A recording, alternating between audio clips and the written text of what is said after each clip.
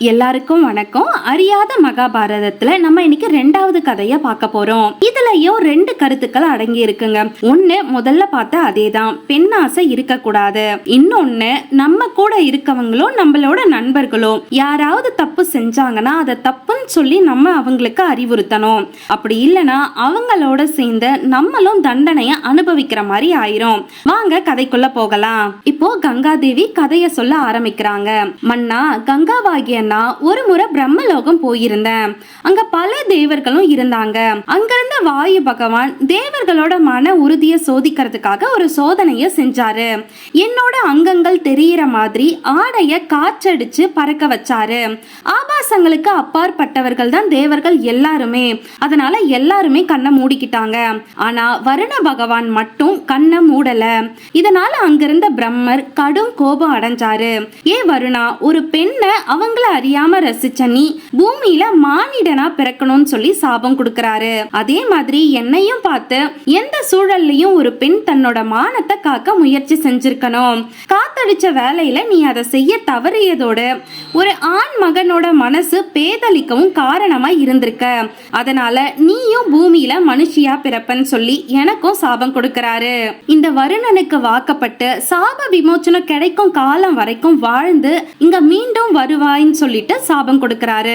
நான் ரொம்ப கவலையோட பூலோகம் நோக்கி வந்துட்டு இருந்தேன். அப்பதான் 8 திசைகளோட காவலர்களான அஷ்டவசுக்கள் என் எதிரில வந்தாங்க. அவங்கள பிரபாசன்ங்கிறவங்களும் ஒருத்தவங்க. அவங்க முகம் எல்லாமே கவலை பொங்குறதோட இருந்துச்சு. அதுக்கான காரணத்தை நான் கேட்டேன். அதுக்கு அவங்க, தாயே, இந்த பிரபாசன் அவரோட மனைவி மேல ரொம்ப ரொம்ப காதல் வச்சிருக்காரு. அதனால அவங்க சொன்னதை எல்லாத்தையும் செய்வாரு. ஆனா அவங்களோட மனைவியும் மிக மிக பேராசை பிடிச்சவங்க. நினைச்சதை எல்லாத்தையும் அடைய விரும்புவாங்க. அதே மாதிரி வசிஷ்டரோட ஆசிரமத்துல நினைச்சதை கொடுக்கிற காமதேனுன்னு ஒரு பசு இருந்தது. அதை பிடிச்சு கொண்டு வந்து என்கிட்ட கொடுக்கணும்னு சொல்லிட்டு பிரபாஸ் கிட்ட அவங்க கேட்டாங்க. இவனும் அவங்க மேல உள்ள ஆசையால பசுவை திருடுறதுக்கு ஏற்பாடு செஞ்சாங்க. அவனை கண்டிக்க வேண்டிய நாங்க நண்பங்கிறதுனாலயே அவனுக்கு துணை செய்யலான்னு முடிவு செஞ்சிட்டோம். அதே மாதிரி வசிஷ்டரோட ஆசிரமத்துக்குள்ள புகுந்து காமதேனுவை திருடிட்டோம். அதனால அவர் கோபம் அடைஞ்சு நாங்க எல்லாருமே பூமியில மானிடர்களா பிறக்கணும்னு சொல்லி சாபம் கொடுத்துட்டாரு. எங்களுக்கு சாப விமோச்சனம் வேணும்னு சொல்லிட்டு அவர் காலில் விழுந்து வேண்டினப்போ, நீங்க பூமியில பிறந்த உடனேயே இறந்துட்டா மீண்டும் இந்த திசை காவலர் பதவியை பெறலாம்னு சொல்லிட்டு கருணையோட எங்களுக்கு வழி சொன்னாரு.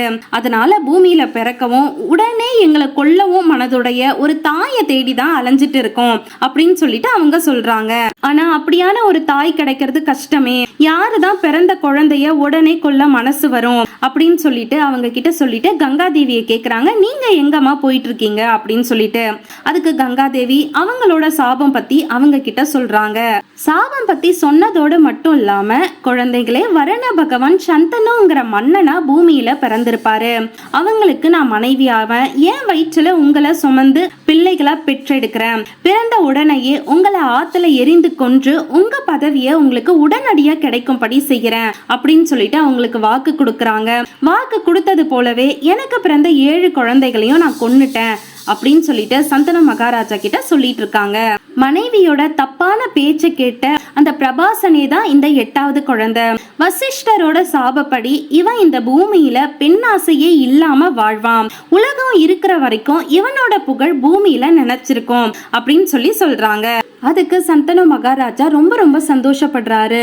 இந்த உலகத்துக்கு மழைய கொடுக்கிற வருண பகவான் நம்ம தானா அப்படின்னு சொல்லி ஒரு பக்கம் சந்தோஷம் இருந்தாலும், இந்த பிறவியில என்னோட குலம் விருத்தி அடையாம போனதை நினைச்சு வருத்தப்படுறாரு.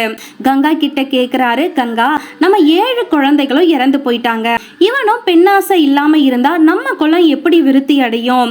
வா, நம்ம இன்னும் குழந்தைகளை பெத்துக்கலாம், அதுக்கப்புறம் நம்ம தேவலோகம் போலான்னு சொல்லி கூப்பிடுறாரு. அதுக்கு கங்காதேவி சிரிக்கிறாங்க. நீ எப்ப என் நிபந்தனையை மீறி என்ன கேள்வி கேட்டையோ அப்பவே நான் உன் கூட இருக்க மாட்டேன். இனிமேல் நம்ம சேர முடியாது. நாங்க 2 பேரும் இந்த கங்கை நதியோட கலந்துருவோம். இவன் வாலிபன் ஆனதுக்கு அப்புறமா உன்கிட்ட ஒப்படைக்கிறேன் அப்படின்னு சொல்லிட்டு அவங்க கங்கையில மறைஞ்சு போறாங்க. சந்தனு மகாராஜா சதா கங்காதேவி நினைப்பிலே மூழ்கி கிடக்குறாரு. அவங்க எப்ப வருவாங்கன்னு சொல்லிட்டு காத்துட்டு இருக்காரு. எப்பயுமே அந்த கங்கை கரைக்கு போயிட்டு அவங்க வருவாங்கன்னு நினைச்சு எதிர்பார்த்து காத்துட்டு கிடக்குறாரு. அப்படியே பல வருடங்கள் ஆகுது. ஒரு நாள் அதே மாதிரி கங்கை கரையில நின்னுட்டு இருக்கப்போ பூன பூணல் அணிஞ்சிட்டு கையில வில்லேந்திய வாலிபன் ஒருவன் வர்றத பாக்குறாரு. அவரை பார்த்ததுமே இவருக்கு உள்ள உணர்வு தோணுது, இவன் கண்டிப்பா நம்மளோட பையனாதான் இருப்பான்னு சொல்லிட்டு அந்த பையனை நோக்கி ஓடுறாரு. ஆனா இத தெரியாத அவரு, அதாவது அந்த வாலிபன் சந்தன மீது மோகனாஸ்திரத்தை எய்துறாரு. அதனால சந்தன மகாராஜா மயக்கம் போட்டு கீழே விழுந்துடுறாரு. அவர் மேல இறக்கம் கொண்ட கங்காதேவி என்ன பண்றாங்கன்னா தன் மகனை கூட்டிக்கிட்டு அவங்களே கரைக்கு வராங்க. சந்தன மகாராஜாவோட தலைய அன்போட வருடி விடுறாங்க. இவங்களோட கை அவர் மேல எப்ப பட்டதோ அப்பவே அவர் மயக்கத்துல இருந்து தெளிஞ்சு எழறாரு. அப்ப கங்காதேவி அவங்களோட பையன் கிட்ட சொல்றாங்க, இவர் தான் உன்னோட தந்தை, நீ இனிமேல் இவர் கூட தான் இருக்கணும்னு சொல்லிட்டு ஒப்படைக்கிறாங்க. ஓ சந்தன மகாராஜா கங்காதேவி கிட்ட இப்பயாவது என் கூட வந்துடலாமேன்னு சொல்லி கேக்குறாரு. அதுக்கு கங்காதேவி சொல்றாங்க, என்னோட கடமை இங்க முடிஞ்சு போச்சு, நான் சொன்ன மாதிரியே உங்க பையனை உங்ககிட்ட ஒப்படைச்சிட்டேன், நான் என்னோட கர்ம பலனை கழிச்சு நான் இப்ப தேவலோகம் கிளம்புறேன் அப்படின்னு சொல்லிட்டு தேவலோகம் கிளம்புறாங்க. அதோட கூடவே அவங்க பையனை பத்தி சொல்லிட்டு போறாங்க. உங்க பையனோட பேரு தேவவிரதன், பரசுராமரோட திருவருளால அவரோட ஆயுதங்களையே பெற்றவன், சிறந்த வில்லாளி வீரன், இவனோட சேர்ந்து நீங்க இனி நாட்டை ஆளலாம் அப்படின்னு சொல்லிட்டு அவரோட பதிலுக்கு கூட காத்துட்டு இல்லாம நதியில செஞ்சு மறைறாங்க. இதோட தொடர்ச்சியை நம்ம அடுத்த வீடியோல பார்க்கலாம். இந்த சேனல் பிடிச்சிருந்தா லைக் பண்ணுங்க, சப்ஸ்கிரைப் பண்ணுங்க, ஷேர் பண்ணுங்க.